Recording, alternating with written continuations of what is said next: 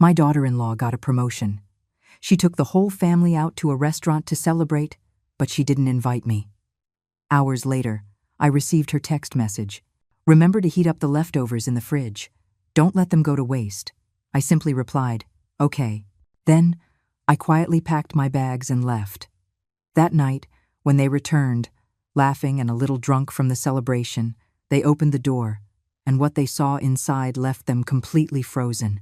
It was 9:30 in the evening when my phone vibrated on the kitchen table. I was sitting there, in front of a bowl of instant ramen that I didn't even feel like eating. The house smelled of floor cleaner and loneliness. I had spent the entire afternoon cleaning every corner, ironing my son Julian's shirts, folding my grandchildren's clothes. My hands still smelled like bleach. I picked up the phone, thinking maybe it was my son saying they were on their way, that there was a place for me at that table where they were celebrating.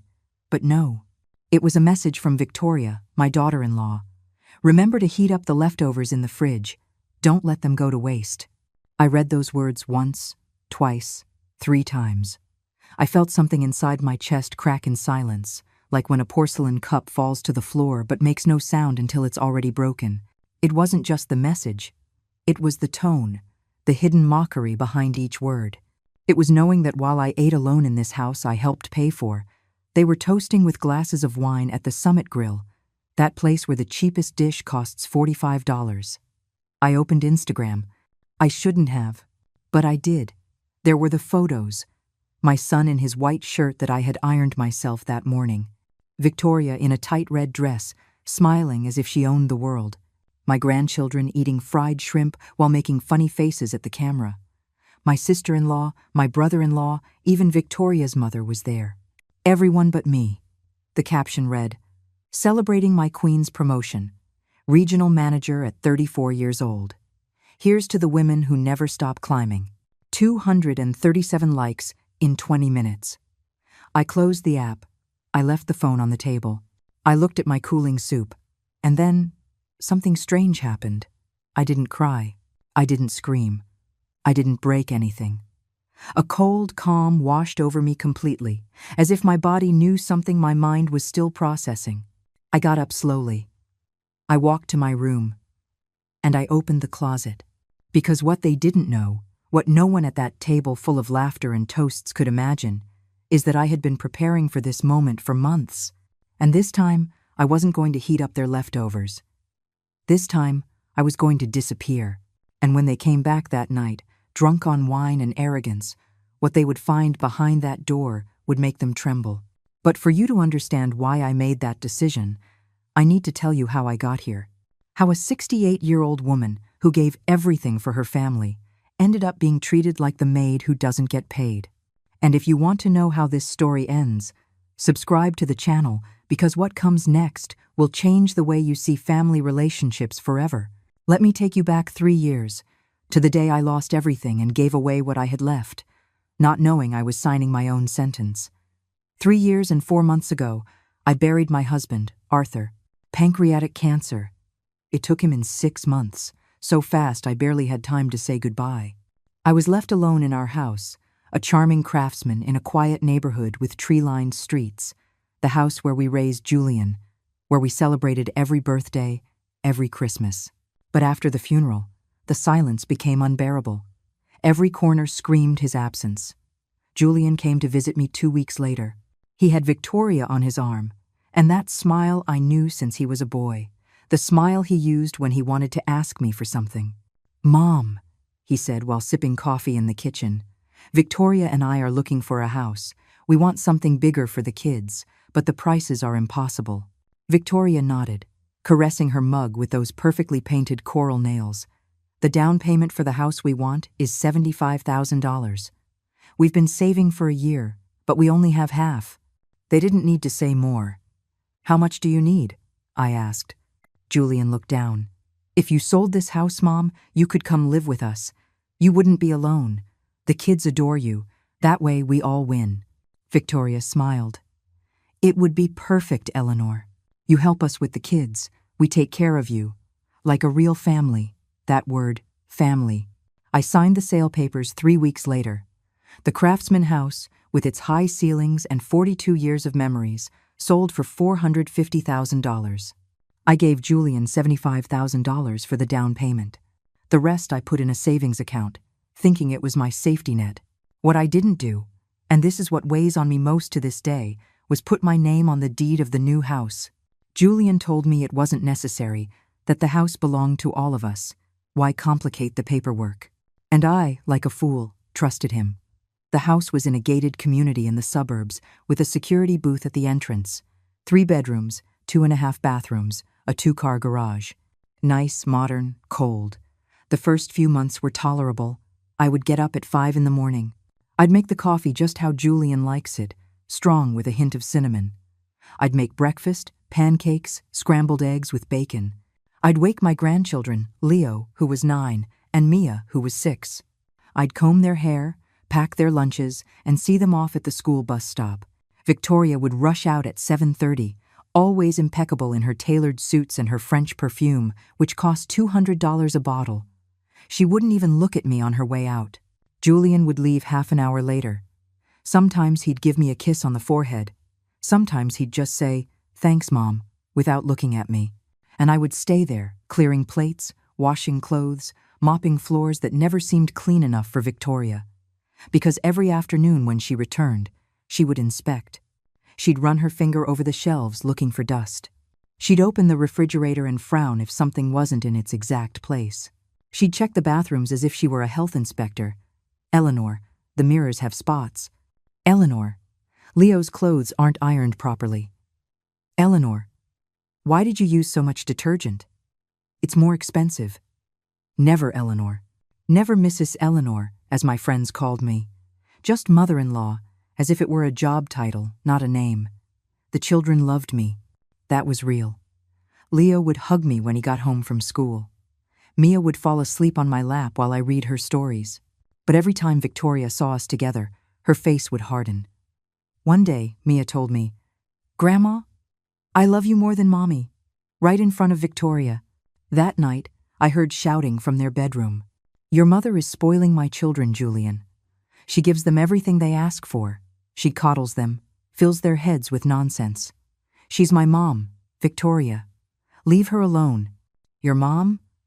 Or the maid who doesn't pay rent?" Silence. I waited for Julian to defend me, to say something, anything. But he didn't. And right there, I knew I had crossed an invisible line. I was no longer the mother-in-law who helped.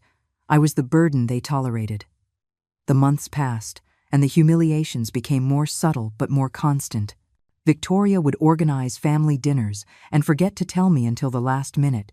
Her friends would come over and she'd introduce me as Julian's mom who helps us with the house, never as part of the family. They stopped including me in photos.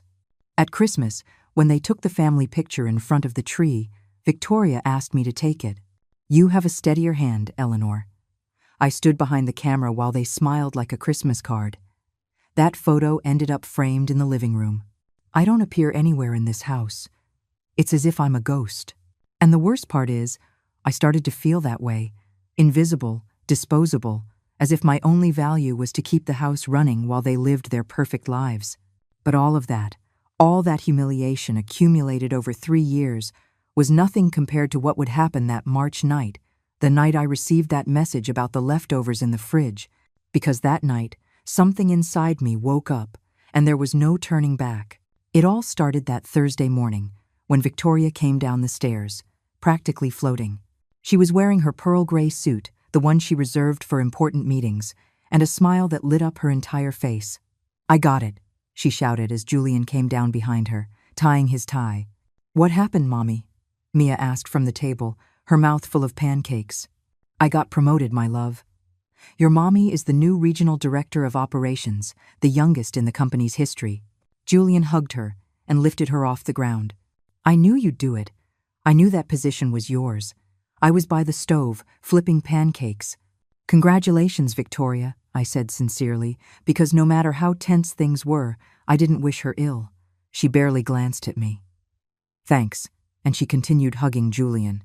"We have to celebrate," my son said, "in a big way, like my wife deserves." "Should we go to the Summit Grill?" Victoria suggested, her eyes sparkling. "That restaurant I told you about, the the one with the view of the city skyline. Whatever it is, no expense spared today. Leo raised his hand like in school. Am I going too? Of course, champ. The whole family. My heart gave a little leap. The whole family. That included me, right? I put the pancakes on the table and wiped my hands on my apron. What time should I make the reservation for? I asked, trying to sound casual. Victoria looked at me as if she had just realized I was still there. Reserve what? The table, for the family dinner.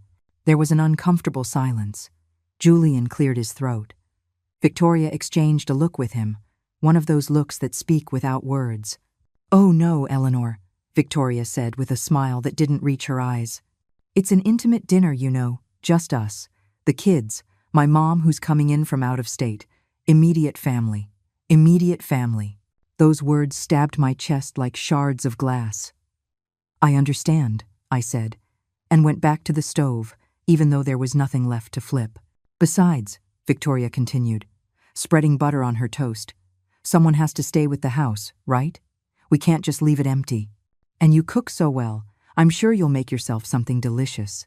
Julian said nothing. My son, the boy I raised, whom I defended from every blow life threw at him, sat in silence, staring at his plate of eggs. They all left at 11 in the morning. Victoria changed her outfit 3 times. The kids were excited, dressed in their Sunday best. Julian gave me a quick kiss on the forehead, so automatic he didn't even look me in the eye. Don't wait up for us, Mom. We're going to be late. And they left. The house fell silent, a silence so heavy it was hard to breathe. I walked through the living room, through the dining room with its glass table that I cleaned every day, through the kitchen where I spent hours preparing meals they barely thanked me for.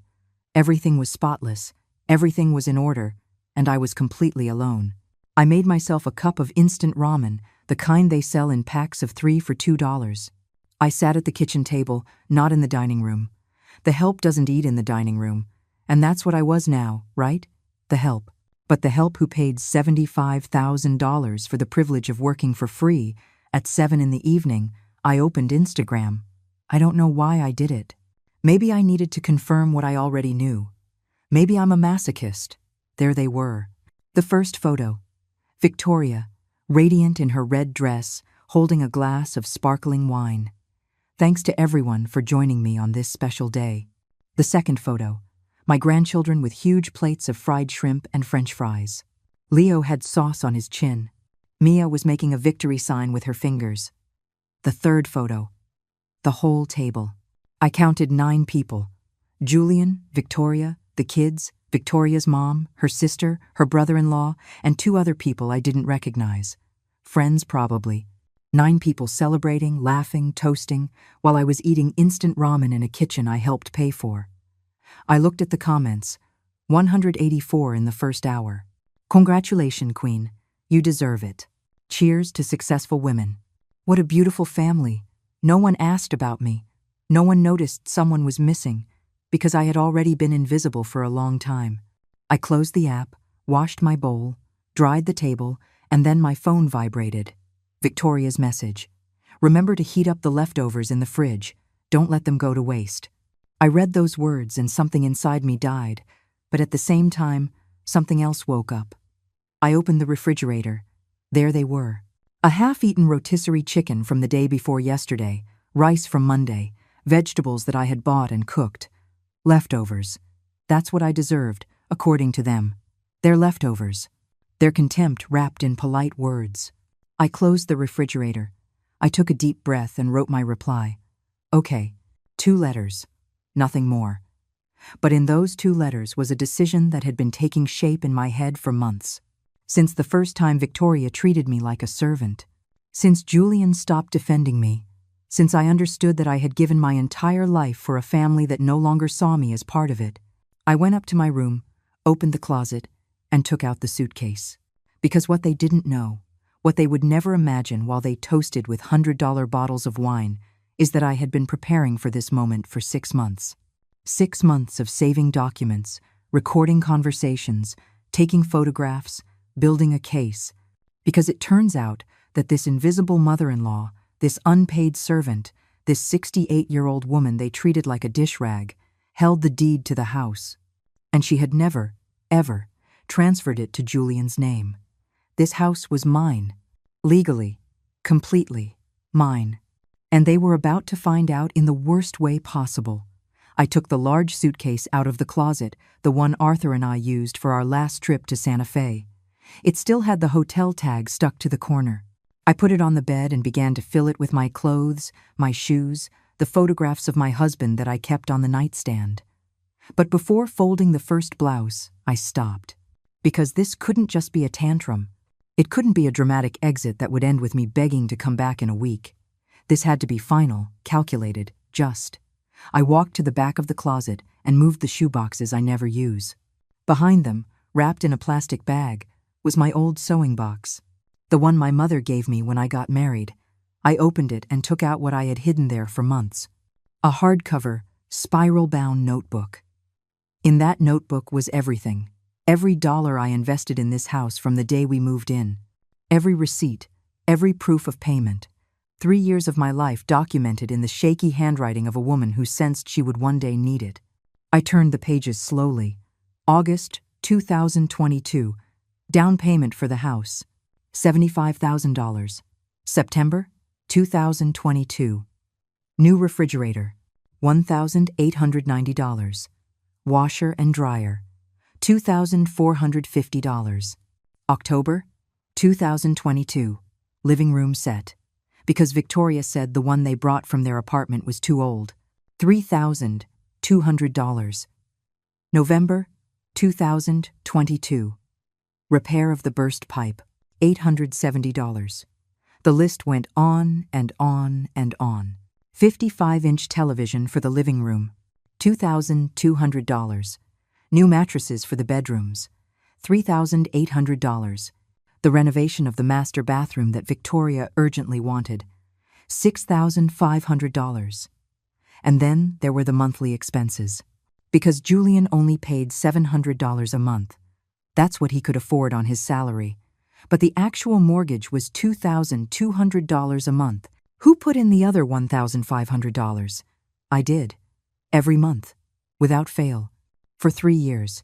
From my widow's pension of $2,500 a month, I contributed $1,500 to maintain the house where I lived as a servant.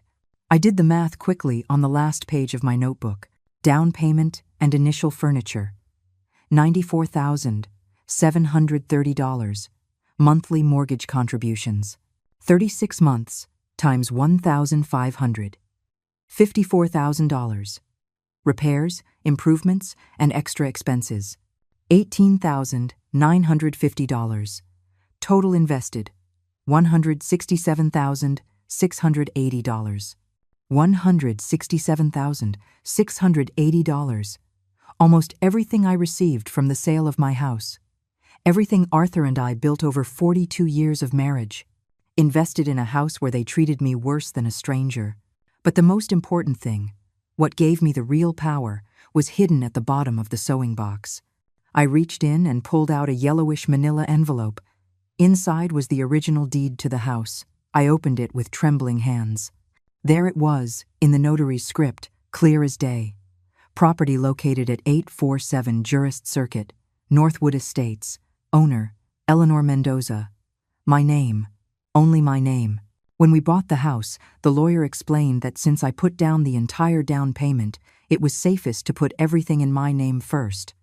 Later, you can do the transfer whenever you want, Mrs. Mendoza, he told me.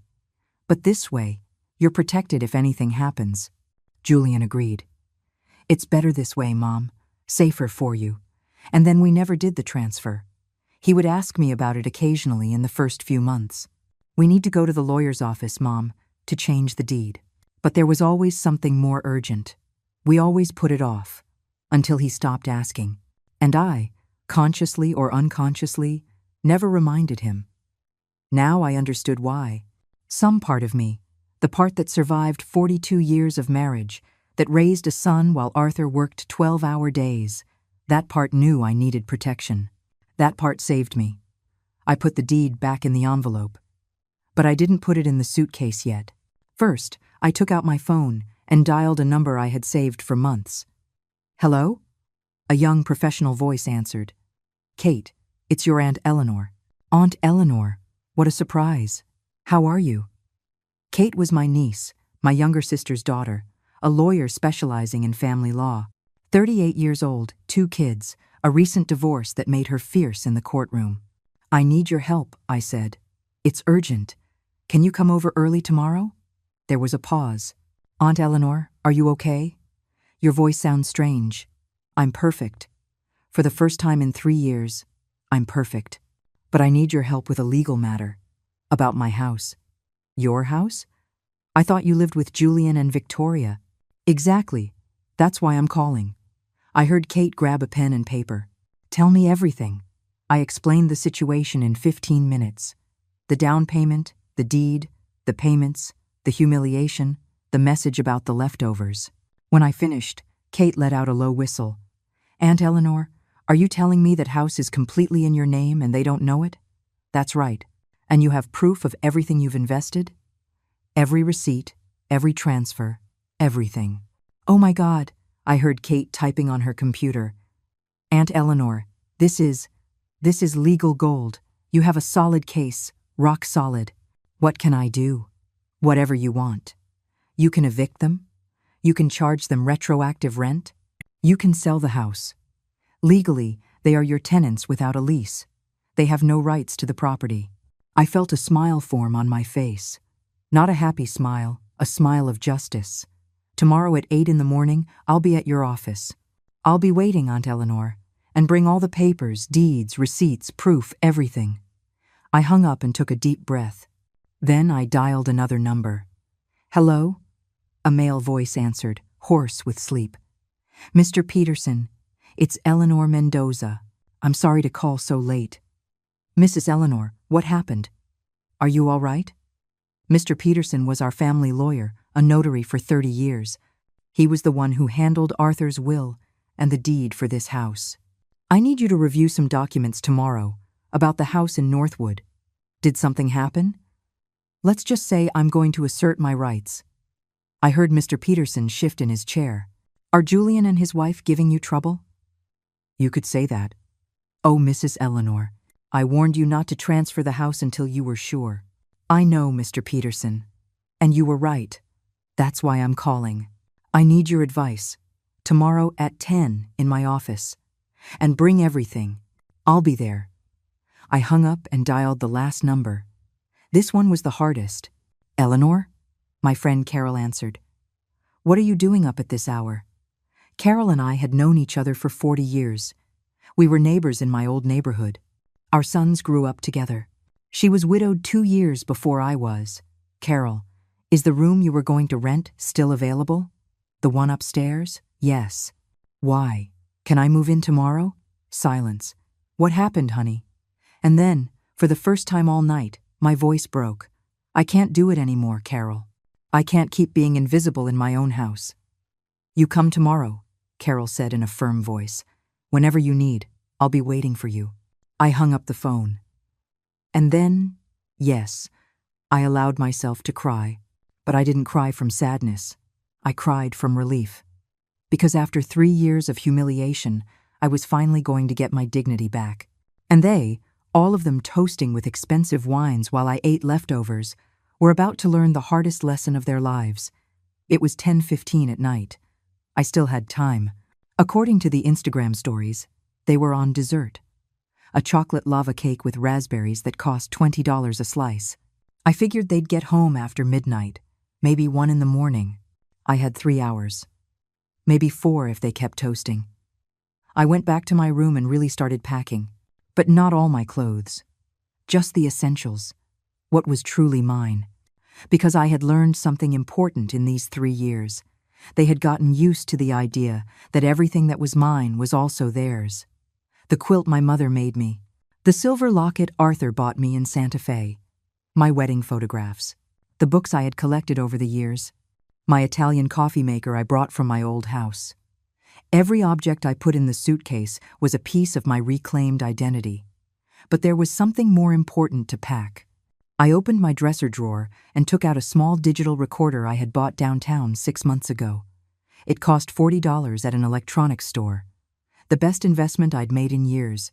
Because it turns out that when you become invisible, people talk in front of you as if you don't exist.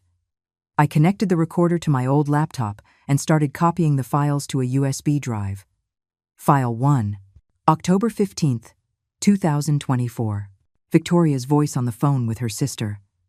No, seriously, it's like having a free maid. She gets up early, cooks, cleans, watches the kids. And the best part is, I don't have to pay her or give her days off because she's family. Julian feels guilty sometimes, but I tell him she's better off here than alone in a nursing home. Her laugh.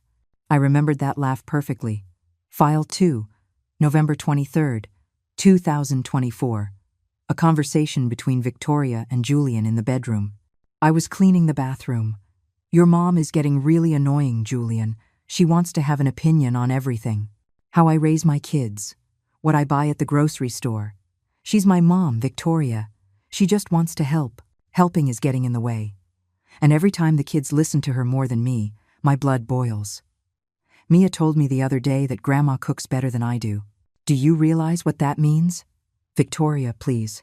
No, Julian, seriously. When she's gone, your dad left a good pension. She's served her purpose.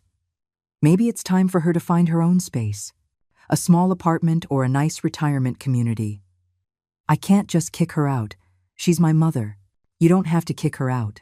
Just suggest that she'd be happier somewhere else. For her own good. Silence from my son. And then, I'll think about it. I'll think about it. My son, my only son, was going to think about it. File 3, January 8th, 2025. Victoria with her friends in the living room, drinking wine while I prepared snacks in the kitchen. You guys have no idea how lucky I am. My mother-in-law does everything in the house, so I can focus on my career. That's why I got the promotion, because I don't have to worry about anything domestic. And she doesn't charge you? Charge me? She lives here for free, of course she doesn't charge. Besides, she sold her house and gave Julian the money. It's like her way of paying to live with us. More laughter. You're so smart. Take advantage of it while she can still work. When she gets too old, you'll figure something out. There were 17 files in total. 17 recordings of conversations where they treated me like a commodity, like a useful object they would eventually discard. I copied everything to the USB drive and saved another copy to my email, just in case. Then I took something else from the drawer. My old phone. The one I used before Julian gave me a new one so you can use WhatsApp, Mom. What he didn't know is that I never threw the old one away, and on that phone I had taken pictures. Pictures of the receipts Victoria threw in the trash. Screenshots of her social media posts, where she showed off the house, the furniture, the renovations. Always with the hashtag, my home, personal achievements, my home, my achievements. Never our home. Never thanks to the family. I copied all the photos to the same USB drive. It was 11:15. Instagram showed they were still at the restaurant. Now they were having coffee and cognac. I still had time. I went downstairs quietly. The house was in shadows, only the hallway light was on. I walked through the living room. I stopped in front of each piece of furniture I had bought. The 3-seater sofa, $3,200. The glass coffee table, $850. The wooden bookshelf where Victoria put her decorative plants, $1,200. But I wasn't going to take any of it. It wasn't my style. I wasn't going to empty the house like a thief in the night. I was only going to take what was indisputably mine. My clothes, my memories, my dignity, and the deed. I went back upstairs and finished closing the suitcase. It was heavy, but I could manage. I sat on the edge of the bed and took out a sheet of paper and a pen. I had to leave them something. I couldn't just disappear without a word. But I wasn't going to give them the satisfaction of seeing me beg or explain. I wrote in clear handwriting, Julian, for 3 years I lived in this house as an invisible servant. I cooked, I cleaned, I cared for your children, I paid bills, and I swallowed humiliations in silence. Tonight, while you celebrated Victoria's promotion and sent me a text about heating up leftovers, I made a decision. I will no longer be the ghost of this family. You will find documents on your nightstand. Read them carefully. We will see each other soon with lawyers present. I have loved you my whole life, but love does not mean letting you walk all over me. Mom. I folded the letter and put it on his pillow, on his side of the bed. Then I took out the manila envelope with the deed. Inside, I placed a yellow sticky note. This house is in my name. It always was. And I have proof of every dollar I invested in it. $167,680 to be exact. See you at the lawyer's office. I left the envelope on Julian's nightstand, clearly visible. I checked my phone. 11:28 at night. The last story showed they were asking for the check.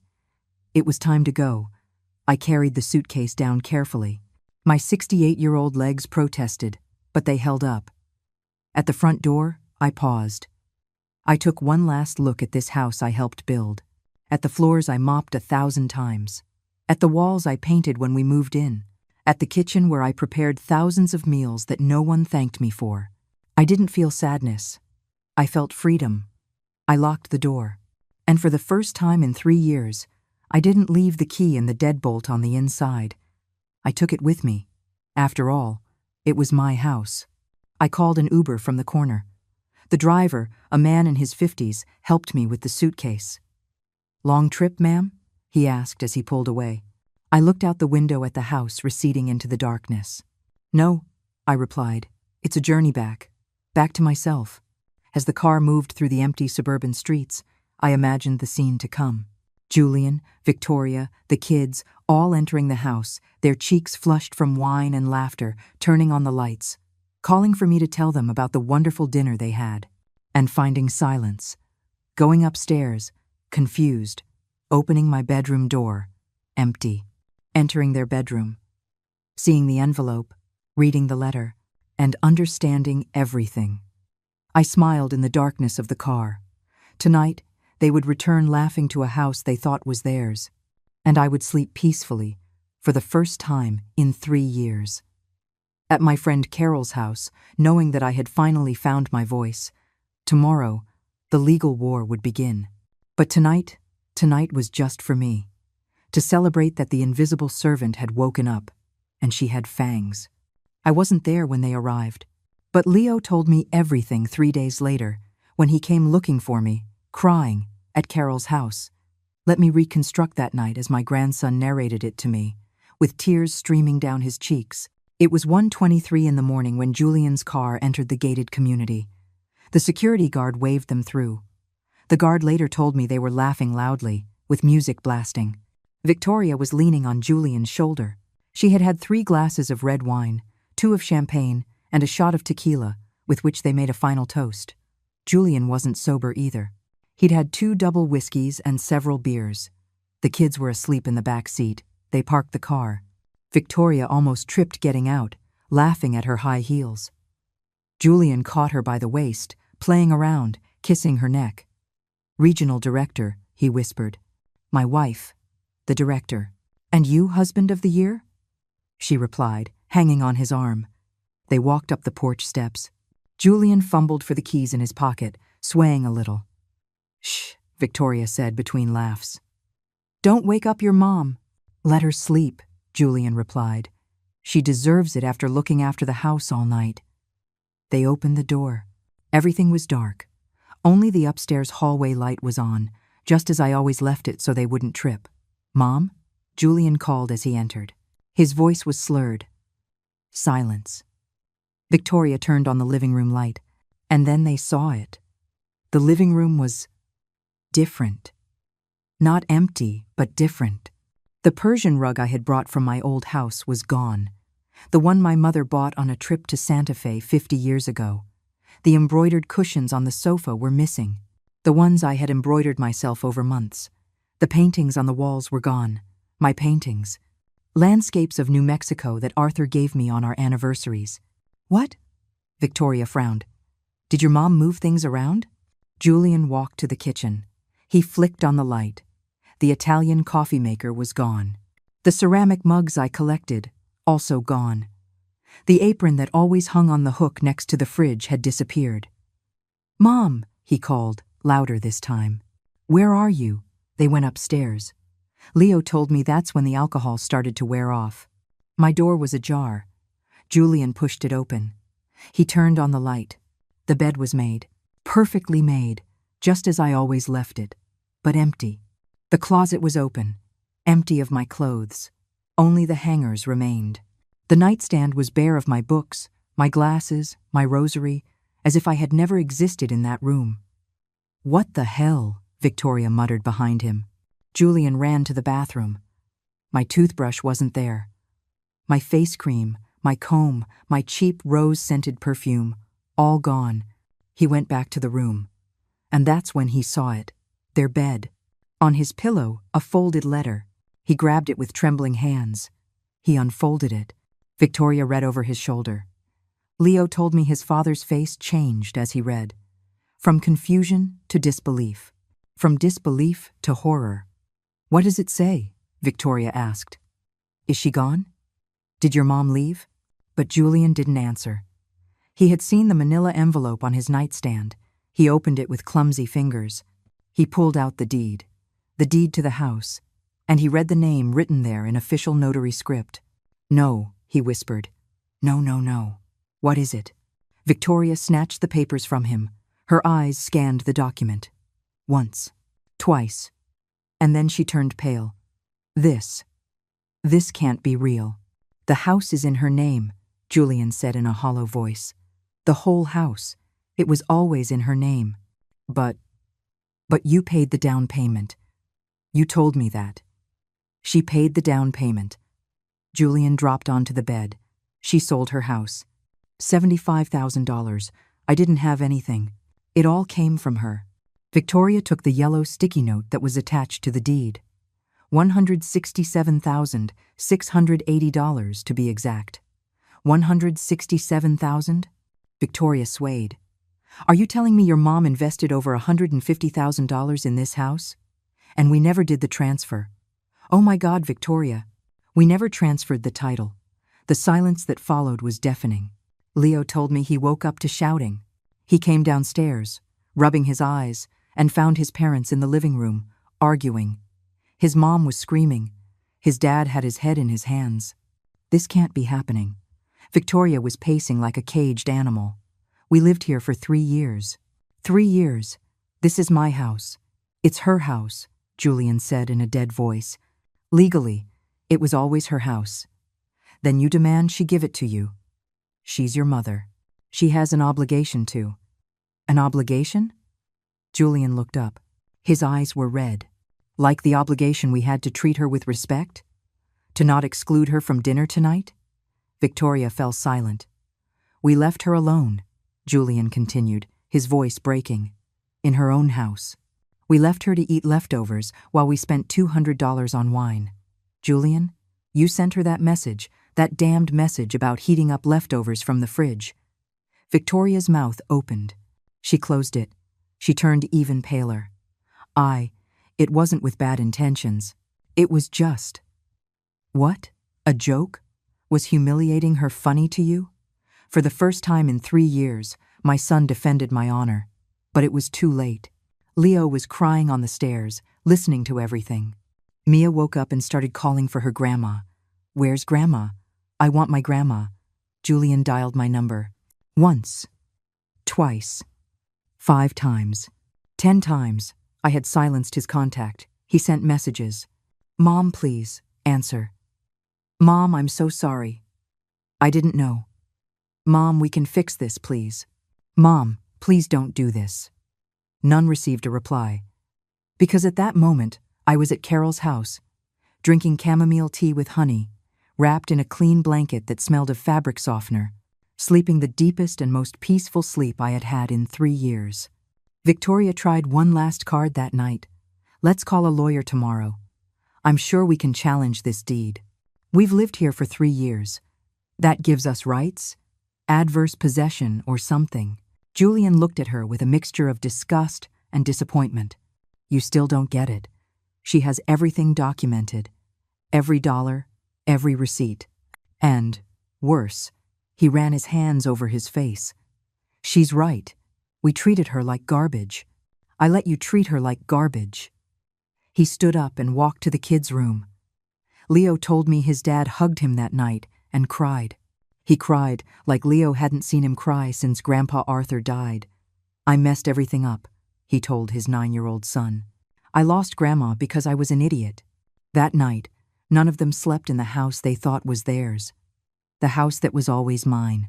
And, while they walked through the rooms, empty of my things, trying to understand how everything fell apart in a single night, I slept in peace.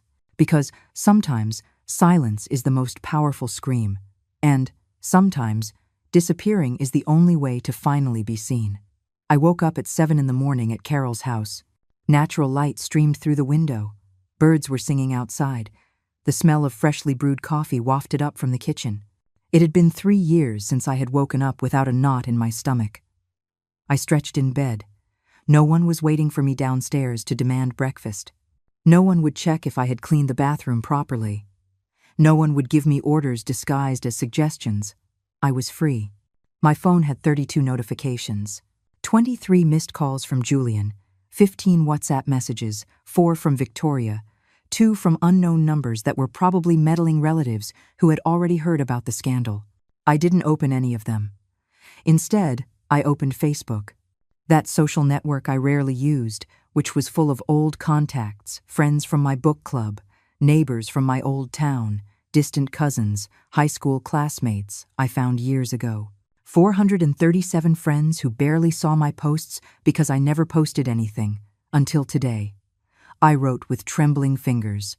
After 3 years of caring for a family that made me invisible, I've learned that self-love isn't selfishness. It's survival. I hit post and closed the app. I went down for breakfast. Carol was waiting for me with pancakes, crispy bacon, and coffee from a pot with a cinnamon stick in it. My favorite breakfast. "How did you sleep?" she asked, pouring me orange juice. "Like I haven't slept in years." "And what's next?" "Now," I said, cutting a piece of pancake, "comes the legal part." At 8 o'clock sharp, I was at Kate's office. My niece greeted me with a strong hug and a cup of coffee. "Aunt Eleanor, you're a legend. I couldn't sleep last night thinking about your case. Did you bring everything?" I took the manila envelope with the deed, the notebook with the receipts, and the USB drive with the recordings and photos from my bag. Kate spread everything out on her desk, like a detective building a case. "This is it, Aunt Eleanor.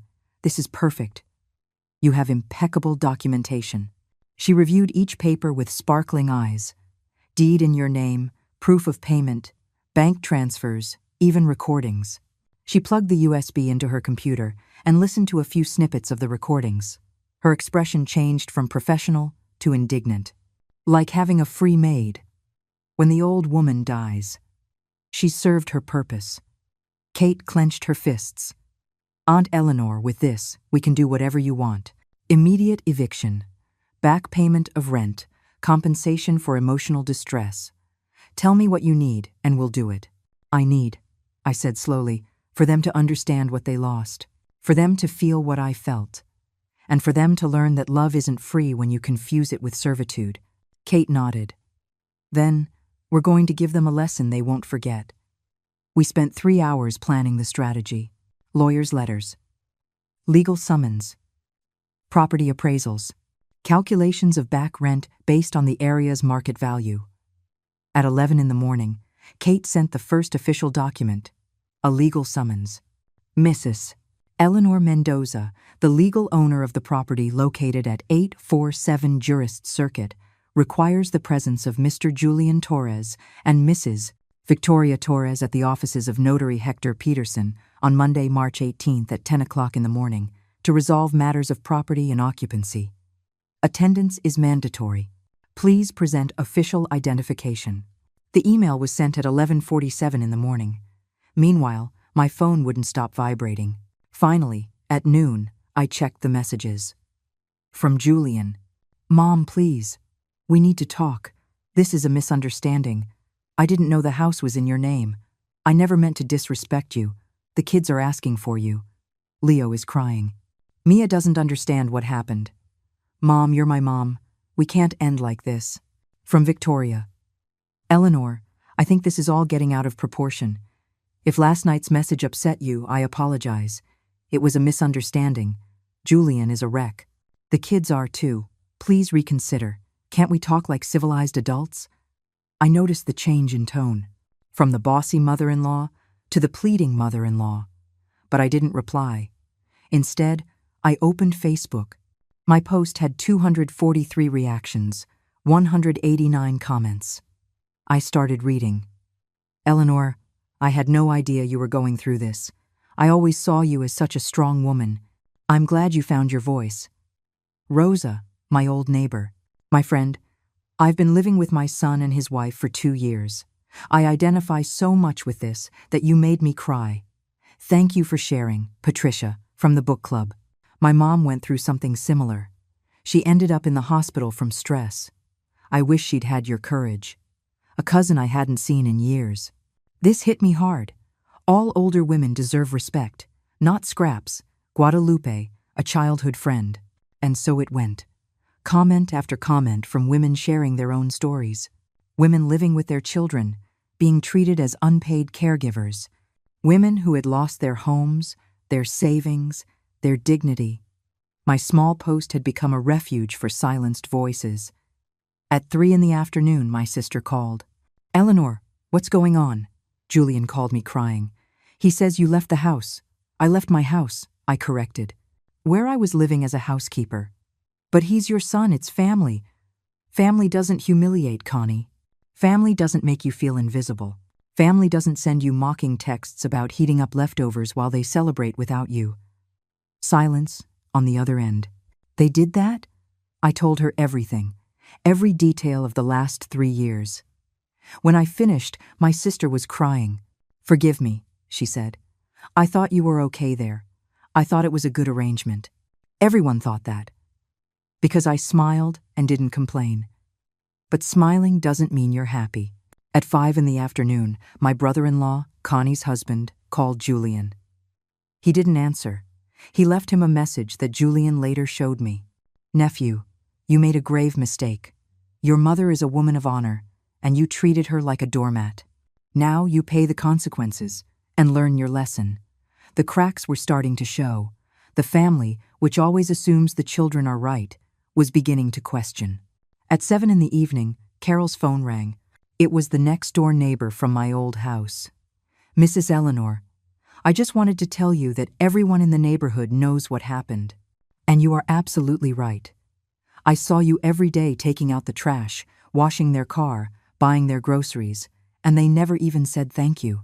How did they find out? Victoria went out this afternoon to the store. Her eyes were swollen from crying. And when Mrs. Carmichael asked her what was wrong, she exploded. She blamed you for everything, said you were ungrateful, that you left them on the street, that you were being selfish. I felt my blood boil. And what did the neighbors say? The woman laughed. Mrs. Carmichael told her that you were the owner of the house and had every right to leave whenever you wanted, that she would have done the same thing. And the other ladies said even worse things. Victoria ran back to the house. For the first time in 3 years, the neighbors who saw my suffering in silence raised their voices. That night, before sleeping, I checked Facebook again. My post had 420 reactions, 352 comments, and something more. 23 women had sent me private messages telling me their stories. Stories of mistreated mothers-in-law, of forgotten mothers, of exploited grandmothers. One woman wrote, "Thank you for speaking up. You gave me the courage to leave my daughter's house. I'm looking for an apartment tomorrow." Another said, "I've been taking care of my grandchildren for free for 5 years while my daughter-in-law goes out to have fun. After reading your story, tomorrow I'm telling her she can't abuse me anymore." My story, my pain, my broken silence was giving other women the strength to reclaim their voice. And that, more than any house or deed or money, filled my heart. Because it turns out my revenge wasn't just personal, it was collective. Julian wrote to me at 11 at night, "Mom, we got the summons from the lawyer. Please, don't do this, we're family." For the first time in 48 hours, I replied, "Family is what you build with respect, son, not with blood and obligations. See you on Monday at the notary's office." And I turned off my phone because the storm was just beginning. And I, for the first time in years, was the lightning. Sunday was the longest day of my life. Julian showed up at Carol's house at 9 a.m. He rang the doorbell insistently until my friend opened the door. You can't see her, Carol said firmly, blocking the entrance. She's my mother, ma'am, please. She's a woman who is finally resting after 3 years of exploitation, and I'm not going to let you disturb her. But I heard the voices from upstairs. I came down the stairs slowly. Julian looked terrible. Deep dark circles under his eyes, unshaven, the same wrinkled shirt from Friday. He looked like he had aged 10 years in 2 days. Mom, his voice broke when he saw me. Julian, please, we need to talk. Carol looked at me. I nodded. It's okay. Let him in. We sat in Carol's small living room. She stayed nearby, a silent guardian. Julian didn't know where to start. He ran his hands through his hair. He bit his lip. Finally, he spoke. I didn't know the house was in your name. I know. Why didn't you ever tell me? That question. That damned question. I did tell you, Julian. For the first 6 months, I reminded you every 2 weeks. Son, we need to go to the lawyers to do the transfer. Do you remember what you'd say? He looked down. Later, Mom. We're really busy with the move right now. Next week, Mom. There's no rush, Mom. We're family, after all. And then you stopped responding. And I stopped asking because a part of me, the wise part that survived 42 years of marriage, knew I would need that protection. Protection? From me? Your own son? From the situation I corrected. From becoming what I became. A housekeeper in my own home. Julian covered his face with his hands. I never wanted you to feel that way. But I did feel that way. Every day, for 3 years. Victoria, she can be tough sometimes, but she's not a bad person. Julian, do you know how much your mother invested in that house? He swallowed hard. The deed says $167,680. Exactly. Do you know where that money came from? From the sale of the old house. From the sale of the house where your father and I lived for 42 years, where we raised you, where we celebrated every one of your birthdays, where your father died in my bed, holding my hand. My voice broke. I sold my memories, Julian. I sold the last piece of your father I had left, and I did it for you. Julian started to cry. Thick tears fell onto his hands. Mom, do you know how much you paid of the mortgage? $700. And do you know what the actual monthly mortgage payment was? Silence. $2,200. I paid the other $1,500 every month from my $2,500 pension. Do you know what that means? He looked up, confused. It means that after paying my part of the house, I had $1,000 a month left for all my expenses. Clothes, medicine, transportation, anything personal. $1,000, while Victoria spent $200 on a single bottle of wine. Julian turned pale. I didn't know. You didn't know because you never asked. You assumed I was okay, that I was happy, that taking care of your children and cleaning your house was enough purpose for me. Mom, I stood up and went to my purse. I took out the hardcover notebook. I placed it on the coffee table. Open it. With trembling hands, Julian opened the notebook and began to read. Page after page of taped receipts, proof of transfers, notes in my handwriting. Refrigerator, $1,800. Washer and dryer, $2,450. Living room set, $3,200. Master bath remodel, $6,500. Living room TV, $2,200. His face lost all color as he turned the pages. Oh my God. Keep reading. He reached the final pages, the monthly calculations, 36 months of contributions. The grand total. Over $167,000, he whispered.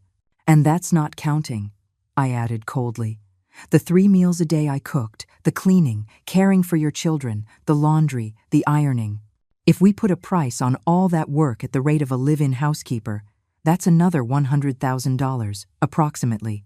Julian closed the notebook. He was shaking. I don't have $167,000 to pay you. I know. I don't even have $20,000 in savings. I know that too. So what do you want? The house? Are you going to kick us out onto the street? And there it was. The $1,000,000 question. I took a deep breath. I want, I said slowly, for you to understand what you lost. It wasn't just a house. It wasn't just furniture or money. You lost your mother. You lost me. I haven't lost you. You're right here. When was the last time you asked me how I was? How I slept? If my back hurt from so much cleaning? If I missed your father? If I felt lonely? Silence. When was the last time you hugged me when it wasn't just in passing? That you sat down with me for coffee? That you really looked me in the eyes? More silence. I became a service, Julian, not your mother, and you let it happen. I'm sorry, he sobbed. I'm so sorry. I know, but sorry doesn't give me back 3 years of my life. It doesn't give me back my dignity. I then took the USB drive from my pocket. I placed it on the table next to the notebook. What's that? He asked, wiping his tears. Listen to it when you get home. But do it alone. Victoria can't be there. Why? Because if you listen to it together, you'll end up getting divorced tonight. And even though your wife made my life impossible, your children don't deserve a broken home. Julian picked up the USB drive as if it were a bomb. Mom, what's on here? The truth. 17 recordings of conversations where Victoria talks about me when she thinks I'm not listening. Where she plans how to get rid of me. Where she makes fun of me with her friends. I saw his face crumble. Listen to it. All of it. And then decide if you want us to meet at the lawyer's office tomorrow with your wife present, or if you'd rather we talk first, just the two of us.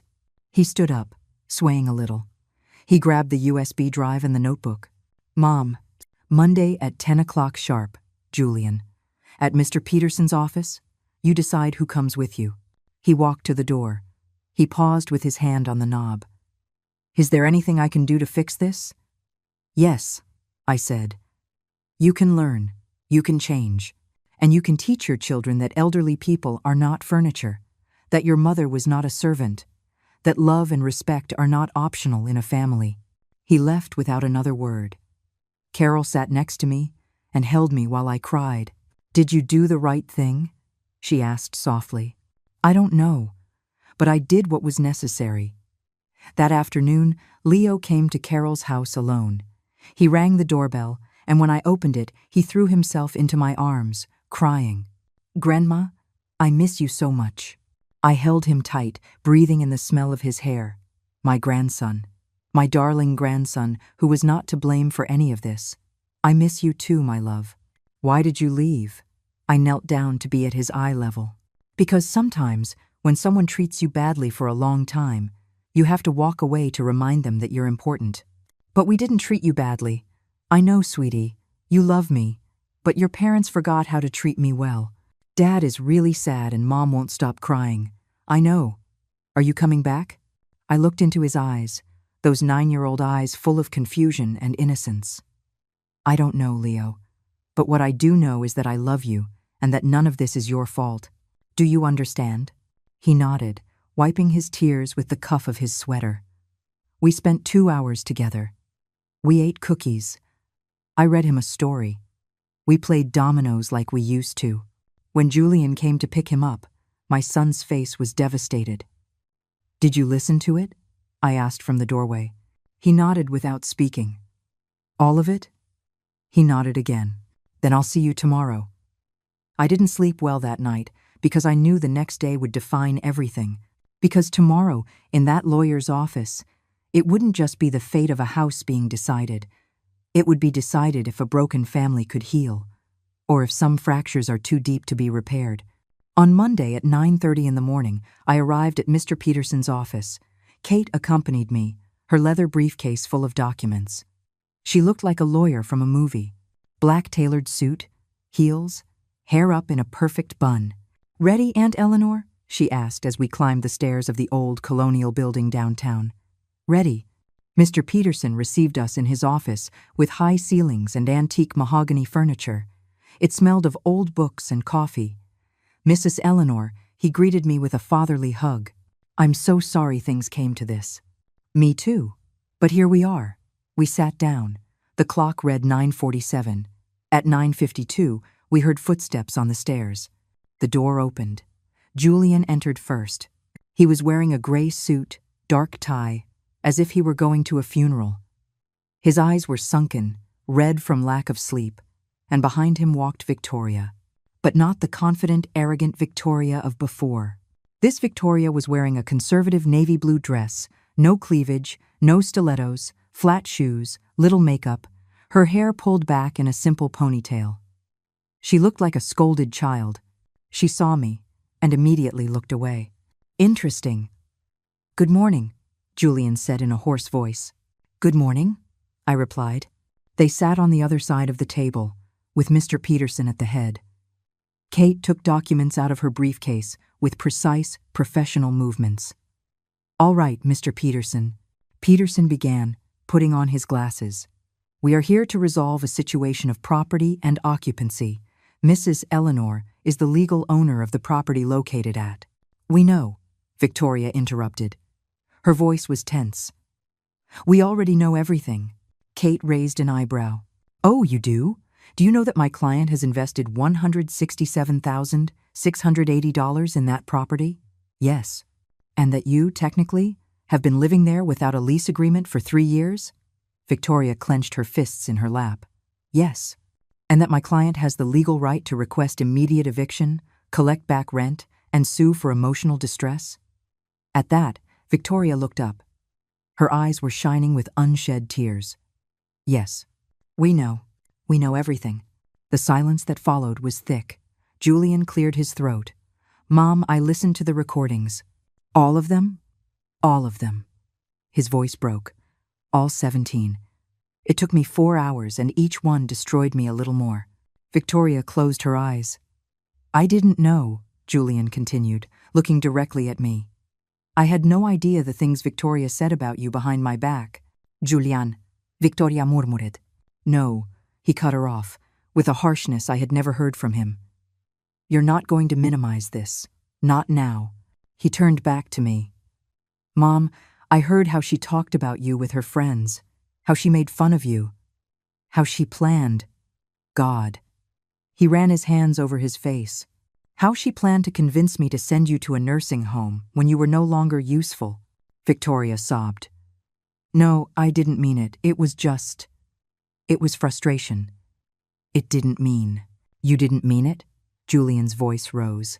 There's a recording from October where you tell your sister, and I quote, as soon as the old woman gets sick or starts with dementia, we'll send her to a cheap nursing home and keep the whole house for ourselves. Did you not mean that either?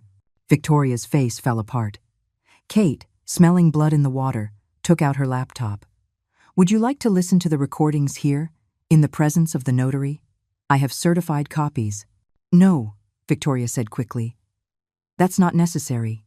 Oh, I think it is, Kate said with a shark-like smile, because my client not only has recordings, she also has witness statements from neighbors about the treatment she received, photographs of humiliating text messages, and a detailed record of psychological abuse and financial exploitation.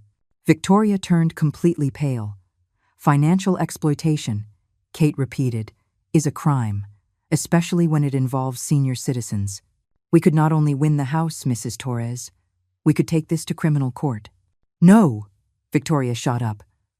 Please, that's not necessary. I'll do whatever it takes. Sit down, Julian ordered. Victoria collapsed back into her chair, trembling. Mr. Peterson, who had observed everything in silence, spoke in a grave voice. Mrs. Torres, I have known Mrs. Eleanor for 30 years. She is a woman of honor, and you, forgive my frankness, treated her like dirt.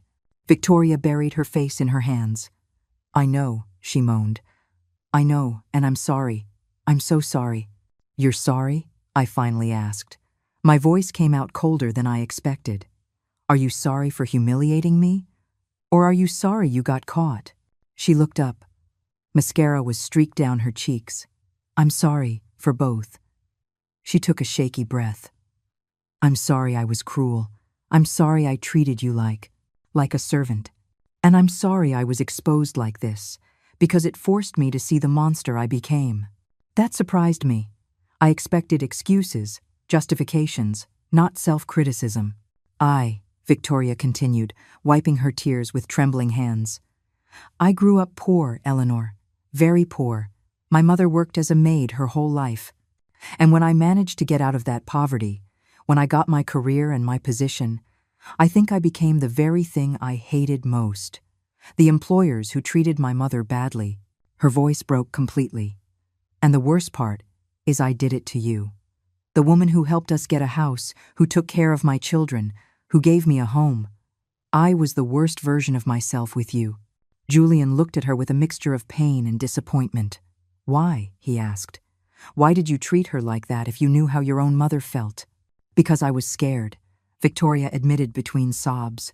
Scared the children would love you more. Scared Julian would see you were a better mother, a better cook, better at everything. Scared I would look like the useless daughter-in-law who needs her mother-in-law to keep her house running. She closed her eyes. So I treated you badly to feel superior, to remind myself that I was the owner of the house, the one in charge, the successful one. And you were just the mother-in-law who lived with us. She turned to me, her eyes red and swollen. But it wasn't my house. It was your house, the one you paid for, the one you built. And I was so stupid, so blind, so cruel that I didn't see it until you were gone. Kate looked at me, waiting for my signal. I knew she wanted to destroy Victoria legally. She had all the elements to do it. But something in Victoria's confession, in her broken voice, made me pause. Does your mother know how you treated me? I asked. Victoria shook her head. If she finds out, she'll disown me. She adores grandmothers. She always told me, treat your mother-in-law like you'd want your own mother to be treated. Wise advice, I said coldly. Too bad you didn't listen. I know. Mr. Peterson drummed his fingers on his desk. Well, we need to resolve the practical situation. Mrs. Eleanor has 3 legal options. Kate laid out documents on the table. Option 1. Immediate eviction. You have 30 days to vacate the property. Mrs. Eleanor gets her house back. Victoria turned pale. Option 2. Full buyout. You pay Mrs. Eleanor $167,680 within 90 days. The deed is transferred. The house becomes legally yours. Julian shook his head. We don't have that kind of money, not even close. Option 3, Kate said, and looked at me. This was my idea, the one we had discussed. Property division and cohabitation agreement. What does that mean? Julian asked. I took a deep breath. This was the moment. It means we legally divide the house. I retain 60% of the property. You get 40%, registered with the notary and legally binding. But, Victoria frowned, confused. 60-40? It means the house will still be more in my name than yours. But you'll have something. You won't be on the street. And where would you live? Julian asked. I'm not going back to that house, I said firmly. I'm staying where I am. But my 60% comes with conditions. Kate unfolded another document. Mrs. Eleanor will rent her percentage of the house to a family she personally selects. Tenants who will live in the house with you. You will share common spaces. They will pay a monthly rent of $950 that will go directly to Mrs. Eleanor. Victoria's eyes widened. You want us to live with strangers? I want you to learn what it feels like to share your space with someone you didn't choose, I replied. I want you to understand the discomfort, the lack of privacy, having to be nice to people who are in your home. Julian understood immediately. Like how you felt with us. Exactly. And the other condition? He asked. Family therapy, I said. Julian, you and I will go to therapy once a week for 6 months. I'll pay for the first 10 sessions. You pay for the rest. Without Victoria. Just the 2 of us.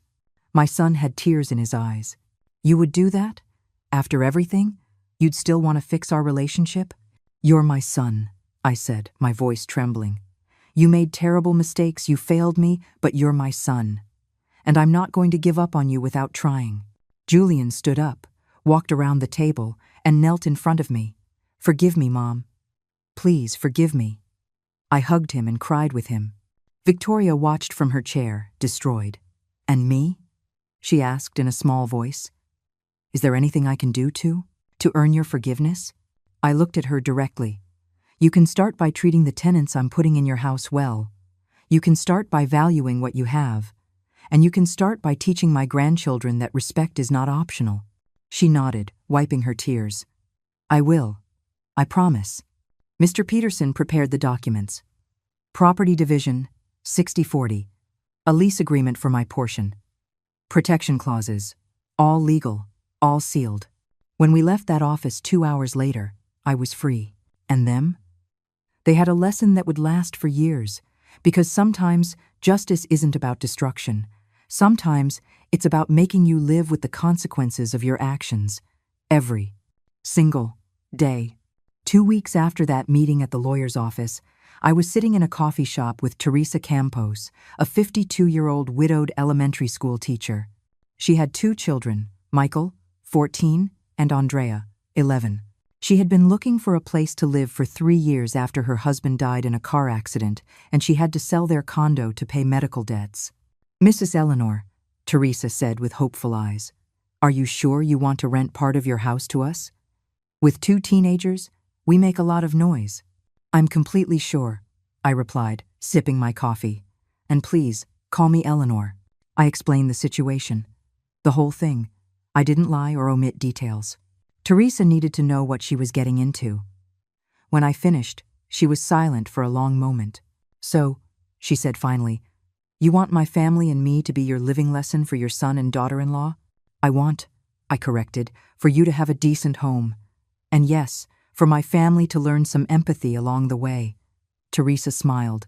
"Sounds fair. When can we move in?"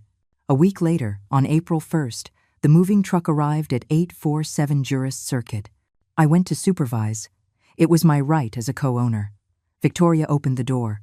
Upon seeing me, her face went through 10 different emotions, but she forced a smile. "Eleanor, come in." I corrected her in my head. She had called me by my name. "Thank you," I said. Behind me were Teresa, Michael, and Andrea. The kids looked at the house with wide eyes. "It's huge," Andrea whispered. "It's nice," Michael agreed. Julian appeared from the kitchen. He looked better than he had at the lawyer's office, but he still carried guilt in his eyes. "Mom," he greeted me. Then he looked at Teresa. "You must be Mrs. Campos." "Teresa is fine," she said, extending her hand. "Thank you for having us. We didn't have a choice," Victoria muttered so quietly I almost didn't hear it. "Almost." I stared at her. She looked down. "I'm sorry. That was an unnecessary comment. Welcome to the house." I showed them the rooms that were theirs, according to the agreement. A large bedroom for Teresa, a smaller one for Michael. And Andrea would share with Mia, a decision the girls made themselves. "I really get to share with someone?" Mia had said when we proposed it. "I've always wanted a sister." The kitchen, living room, and dining room would be shared spaces. That's where things got interesting. That first night, Teresa made dinner. Chicken enchiladas. The smell filled the house. Victoria came downstairs with a confused look on her face. "What's that smell?" "Dinner," Teresa said cheerfully. "I made extra if you'd like to join us." I could see it on Victoria's face. That look of, "This is my kitchen," of, "I didn't invite you to cook here." But she bit her tongue, because she knew it wasn't just her kitchen anymore. "Thank you," she said with effort. "That sounds delicious." They all ate dinner together. Julian, Victoria, Leo, Mia, Teresa, Michael, and Andrea. A full table of strangers learning to live together. Leo and Michael bonded over video games. Mia and Andrea became inseparable in 30 minutes. Kids don't have the prejudices of adults. But Victoria picked at her food in silence, uncomfortable at her own table. And I, sitting at Carol's house 2 miles away, imagined the scene with a smile. The weeks passed. Julian and I started therapy. The first day was devastating. We both cried for the entire session. "I let her get lost," he told me. "I let our bond break because it was easier to keep the peace with Victoria than to defend you. And I let it happen," I admitted, "because I was afraid of being alone. I was afraid that if I protested, you would kick me out and I'd have nowhere to go." The therapist, Dr. Montero, looked at us with compassion. "Fear makes us allow intolerable things," she said. "But you two still have a chance to rebuild. And slowly, Session by session, we began to do just that. Julian started calling me, not just for house matters or the agreement. He would call to ask how I was, what I had eaten, if I had slept well. Simple things he hadn't done in 3 years. One day, he showed up at Carol's house with flowers. "Just because," he said, "because you're my mom and I love you," I cried, hugging those flowers all afternoon. Meanwhile, at the house, the cohabitation was creating, revealing situations. Teresa told me everything in our weekly calls. Yesterday, Victoria got upset because Michael used too much hot water in his shower, Teresa told me, laughing. I politely reminded her that we pay our rent on time and have a right to hot water. She turned red but didn't say another word. And Julian? Julian is kind. He helps. On Saturday, he played soccer with Michael and Leo in the backyard. I think he's learning. There were beautiful moments, too. Andrea was having trouble with math. Victoria, who was an engineer by training, helped her with her homework without anyone asking. "Thank you, Mrs. Torres," Andrea had said with a smile. And Victoria, Teresa told me, started crying afterward, because for the first time in months, someone had sincerely thanked her for something. The children, of course, were the easy part of this equation. Mia had a new best friend. Leo had an older brother figure who taught him bike tricks. And both of them, in their childhood innocence, were rebuilding bridges the adults had burned. One Sunday, a month after the move-in, Julian invited me to lunch. "At the house," he said. "Teresa is making a pot roast. She says it's your favorite." I hesitated. "Mom," Julian pleaded, "please. The kids miss you. And I need you to see that I'm trying." I went. I entered that house with my heart pounding. I hadn't been there since the night I left. Everything looked the same, but different. There were Andrea's drawings on the fridge, Michael's bike on the porch, voices, laughter, life. "Grandma," Mia ran to hug me. "You came." Leo hugged me too, taller than I remembered. "I missed you, Grandma." Teresa greeted me with a hug. "Come in, Eleanor. Your house, your table." Victoria was in the kitchen. She saw me and nervously wiped her hands on her apron. "Eleanor," she said, "thank you for coming. Thank you for inviting me." We looked at each other, two women who had been at war. Two women who were not yet friends, but who were learning to coexist. "The pot roast smells delicious," I said. "Teresa taught me her recipe," Victoria admitted. "It's better than mine." It was the first time I had ever heard her admit that someone did something better than her. We all sat down to eat, 7 people around a table. Michael told a joke. Andrea sang a song she learned in school. Leo showed off his report card. Mia showed me a drawing she made of her new, big family. In the drawing, we were all there. Teresa, her kids, Julian, Victoria, the kids, and me, in the center, with a crown drawn on my head. "You're the Queen Grandma," Mia explained, "because you made everyone be together." I broke down. I cried in front of everyone. Julian took my hand. "Thank you, Mom, for not giving up on us." "Thank you," I whispered, "for finally seeing me again." After lunch, Victoria asked to speak with me alone. We went out to the small backyard, the same one where I used to hang laundry. "Eleanor," she began, her voice trembling, "I know I have no right to ask you for anything. I know I hurt you in unforgivable ways. But I want you to know that I'm in therapy, individual therapy, working on my insecurities, my need for control, everything." "I'm glad to hear that," I said sincerely. "Teresa is teaching me a lot," she continued, "about humility, about gratitude. She lost her husband, she lost her home, and yet she smiles every day, grateful for what she has. And I had everything, and I never stopped complaining." She wiped away a tear. "I'm not asking you to forgive me. I'm just asking you to let me try to be better, to see that I'm trying." I looked at her. This woman who had made me invisible, who planned to get rid of me, who humiliated me for 3 years. But I also saw a broken woman trying to put herself back together. "Forgiveness," I told her, "is not asked for. It's earned. With actions, with time, with real change. I know. And I am willing to see if you can achieve it." Her face lit up with hope. Really? Really? But Victoria, if you ever treat anyone in that house badly again, if you ever go back to being the cruel person you were to me, this agreement is over. Understood? Understood. 6 months later, in October, things had changed drastically. Julian and I had a rebuilt relationship. It wasn't perfect, but it was real, honest. We saw each other twice a week, talked on the phone. He would ask for my opinion for real, not just out of politeness. Victoria had improved a lot. She was still proud, but she had learned to restrain herself, to be grateful, to share. One day she called me. "Eleanor, could we get coffee, just the two of us?" I agreed, curious. We met at a neutral Starbucks.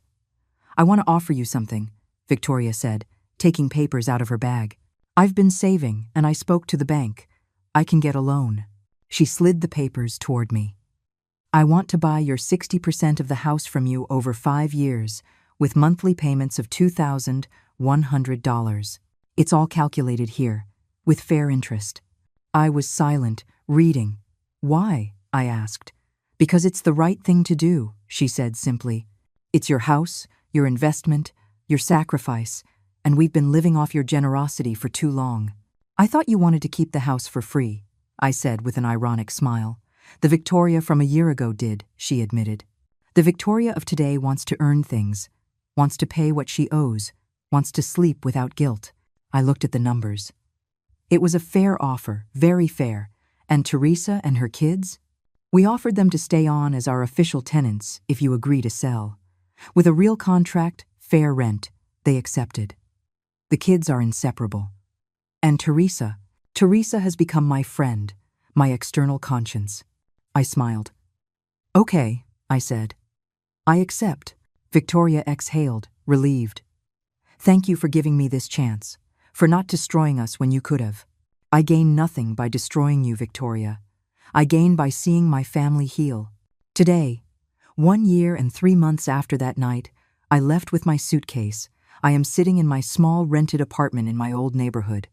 I am 69 years old. I teach knitting classes on Tuesdays and Thursdays at the community center. I go to therapy once a month for myself. I go for walks with Carol every morning. Julian comes to visit me every Sunday. Sometimes he brings the kids. Sometimes he comes alone and we cook together like when he was a boy. Victoria sends me texts from time to time. Pictures of the kids, recipes she's tried, small gestures that show she's trying. Teresa and I are close friends. Her kids call me Aunt Eleanor. And the $950 in rent I receive each month, plus the $2,100 from Victoria's payment plan, allow me to live with dignity, with independence, with peace. Did I get my family back? Not completely. Some wounds left permanent scars. But I got something more important back. I got myself back. I got my name back, my voice, my right to be treated with respect. And I learned that sometimes the most important love isn't the one you give. It's the one you give to yourself. Last week, Mia gave me a new drawing. It was me, standing in front of a house, with a suitcase in my hand and a smile on my face. Below, she wrote in uneven letters, "My grandma Eleanor, the bravest woman I know," because she knew when to leave and when to come back. I have it framed in my living room, because that 7-year-old girl understood what many adults never do, that staying where you are hurt is not love, it's habit. And breaking that habit, even though it hurts, even though it's scary, even though it makes you feel selfish, is the most loving act you can do for yourself. Today, I sleep peacefully, in my bed, in my space, in my life. And when I look in the mirror, I finally see what I was looking for 3 years. A visible woman, a valuable woman, a free woman. It's Sunday afternoon. I'm at the park with Leo and Mia. We bought corn ice cream and sat under a tree. "Grandma," says Leo, now 11, and with a voice that's starting to change, "do you regret leaving that night?" "Never," I answer without hesitation. "Not one bit. Not one bit, because leaving saved me. It reminded me who I was before I became invisible." Mia, with ice cream on her nose, asks, "And are you happy now?" I lift her onto my lap, even though she's getting big. Now I'm happy. Because I'm where I choose to be, not where I'm tolerated. Julian shows up with coffee for me. He sits next to me. The kids asked if we can do this every Sunday, he says. Park, ice cream, time with Grandma. I would love that. My son smiles. That sincere smile I hadn't seen in years. Mom, I know I say it a lot, but thank you for not giving up on us. For teaching us the hardest lesson we needed. You're welcome, son. You know what my therapist told me last week? What? That what you did wasn't revenge. It was restorative justice. Because you made us face the consequences without destroying us. You gave us a chance to change. Your therapist is wise. We stay there, under that tree, watching the children run. And I think of all the women who wrote to me after my Facebook post. The ones who found the courage to leave. The ones who set boundaries. The ones who reclaimed their dignity. And I understand that my story was never just mine.